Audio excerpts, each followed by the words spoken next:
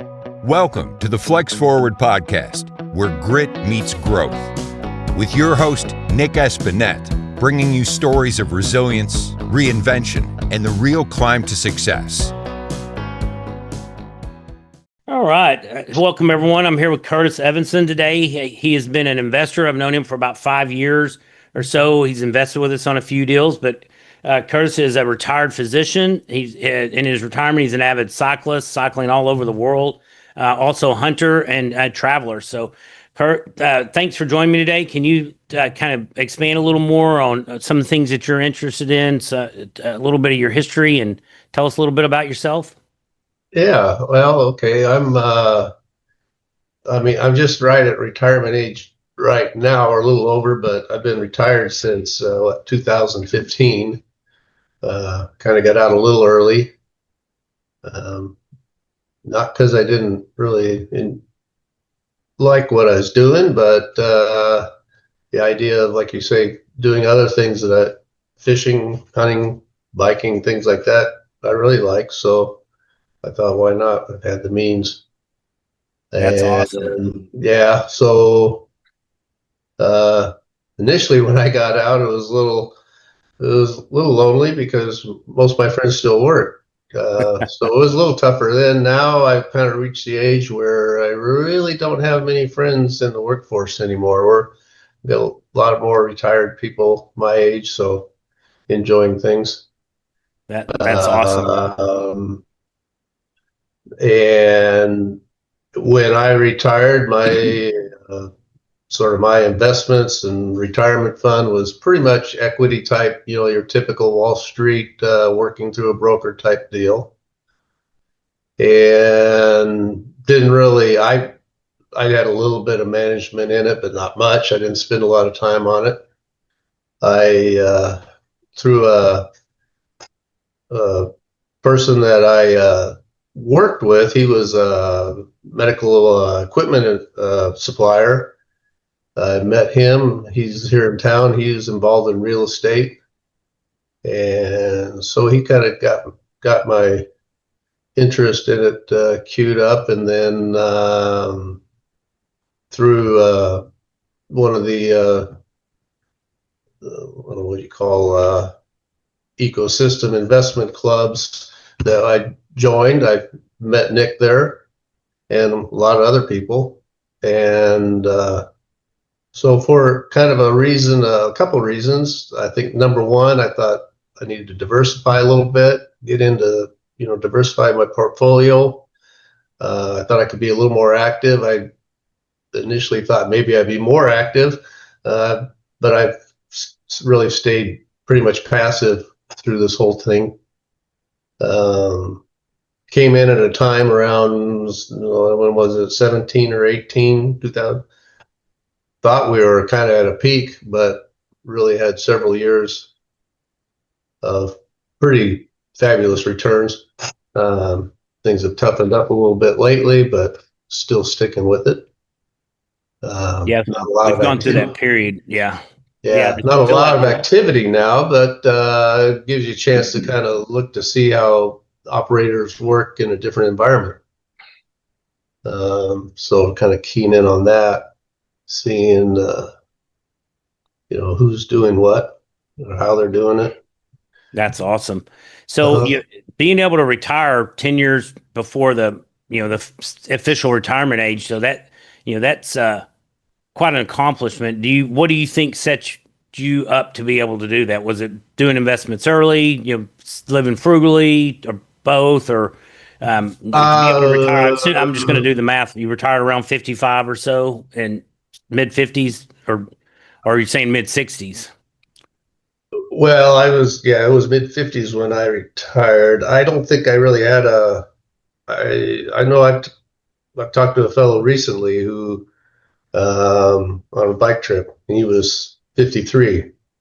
He didn't really look 53 either. He looked a little bit younger. So when he told me he's retired, I was a little surprised. And he said, well, he's 53. And I was like, okay. But he said, well, we planned for this from the start. Me and my wife, we made a plan that we were going to. And so they, they worked hard. They probably didn't spend much. I guess I'd say both my wife and I are probably naturally fairly frugal, so we never indulged in, I don't know, multiple vacation homes Like or keeping up with the Joneses. yeah, I Yes, didn't they have to would. fly. I don't fly business class and things, so somewhat frugal. And I don't know. I think part of it's probably just, I think it's luck. I don't know. I don't think I did anything special. Yeah, well, that's still awesome. I don't might have been a bit of luck, but I bet you worked hard to become a physician, and then you obviously had to save money and create something that was creating what income once you stopped having your W-2 income or Yeah. 1099, however you're paid as a doc. But that's still a great accomplishment. If is there anything you can think that really helped you to where if somebody that's listening to the podcast wanted to listen to a book or take a class or something like that to help where they could maybe set themselves up for the same path or early retirement, or anything that stands out for you? Boy, I guess I don't. I think during my medical training, I read enough that I think I kind of burnt myself out on reading. So I Got your don't. fill. I do. If I do reading, it's probably more instructional versus leisurely reading, I guess. But I think just having some basic knowledge in what you're doing. I know a lot of people that do their investments, and they probably don't have a clue what's going on. I try to at least kind of understand what's happening. I did. I don't know.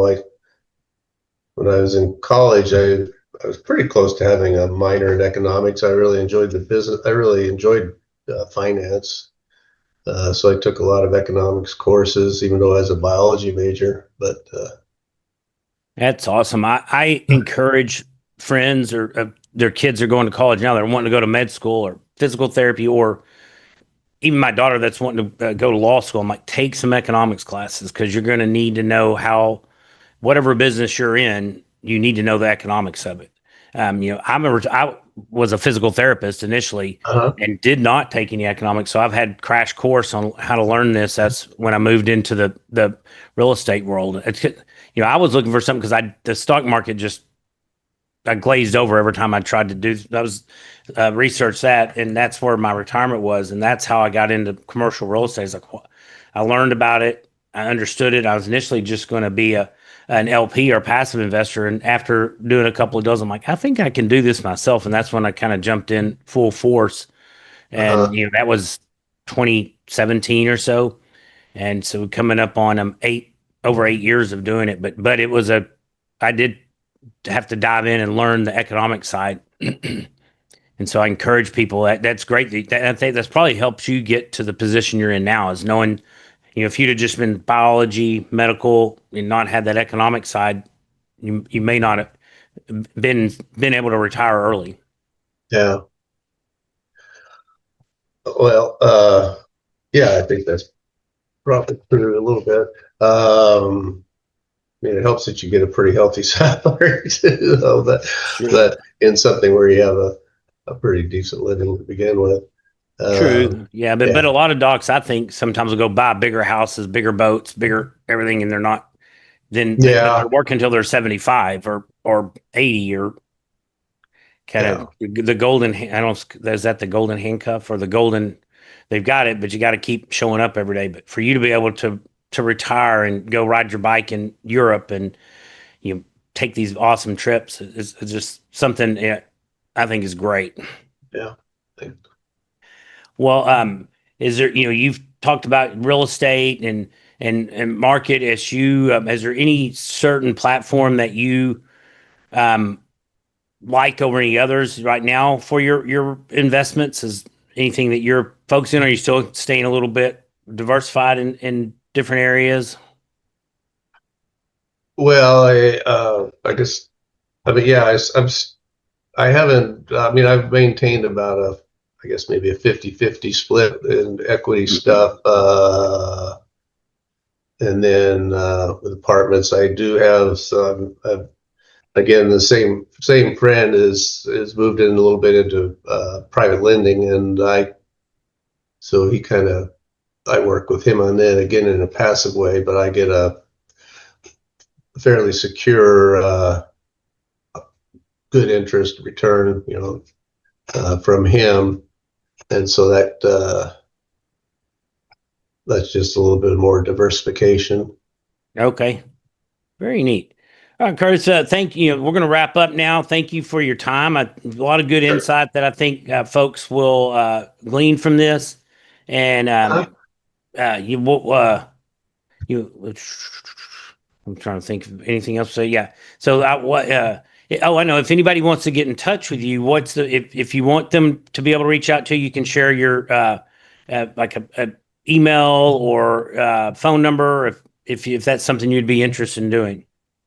Okay, yeah, I mean, I can give you my email. That would be fine. You want me to? Will it just appear on the text, or you want? Yeah. If you tell me, then I'll have them put. We'll Okay. have a team that will cut everything up and share. Yeah. And so, if you want to just share your email. Yeah, it's just Kurt, CURT 1361 @gmail.com. Awesome. All right.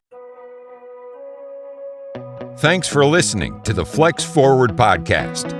If you've got grit, growth, and a great story, visit flexforwardpodcast.com/guest to apply and join us on the show.